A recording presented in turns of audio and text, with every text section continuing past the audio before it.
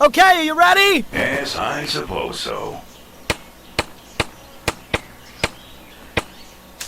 Woohoo! I got you! Man, these things are tough to aim. This opening scene is a good example of the kind of thing I wouldn't have been able to pull off in the comic strip just due to the, limitations of the format.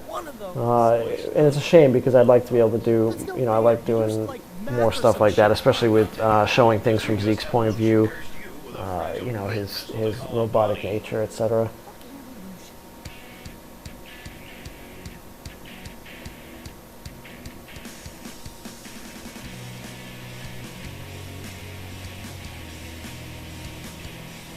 This little title screen intro we did was the first thing we had the animation studio create, and about a month or so before we started working on the first episode, and it was the first I saw of my characters brought to life. So it was my first impression of the animation. And it's funny, this end scene here where they're crowding around Ethan and Ethan's on the computer.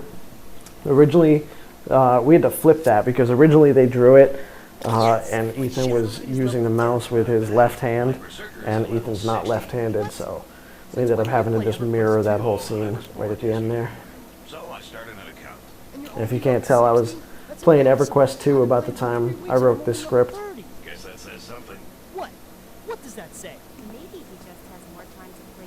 That Fallout 3 poster in the background is they had that up at E3 that year.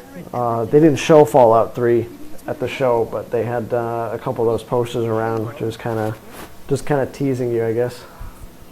That's not the point. He does everything better than you. Everything. Oh! Hun, I think you're overreacting. He's a computer. Obviously, he's going to be better at technical stuff. It's not that big of a deal. You're siding with him. Oh my god. You're a robot. I watch Battlestar Galactica.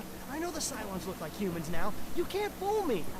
Okay, you caught me. I'm a robot. I'm on a mission to harvest your brain meats for fuel. No! Nobody harvests my brain meats but me! Stay away from me! Ryan kind of had to restrain me a little bit while we were putting out this animated series because as the artist, I mean, I could nitpick, till the cows came home. Little details, just little shapes and lines about the characters that, could be tweaked, this and that. In the end, when you, let somebody else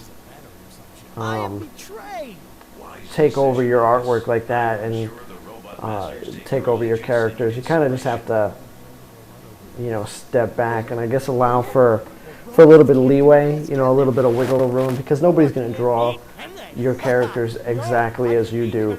Everybody's going to bring a little bit of their own influence to the table, and things might look a little bit different. But even given that we had a whole team of animators drawing these characters, I do have to give them a lot of credit because they did really emulate the style pretty well. So I give them a lot of credit for that because it's difficult when you have two people trying to draw the same thing, much less a whole team of people, trying to keep some coherency. But I guess that's what animators do. Accept your apology, but I don't want details. What you do is your own business. I just hope you use protection. I forget what we had originally written for the end of this scene, but if I recall, it wasn't written quite as it plays out here. I think we changed it. We made a game day decision to change it, and but after the credits, the vacuum cleaner sound, that was all Ryan's idea, and I think it played out really well.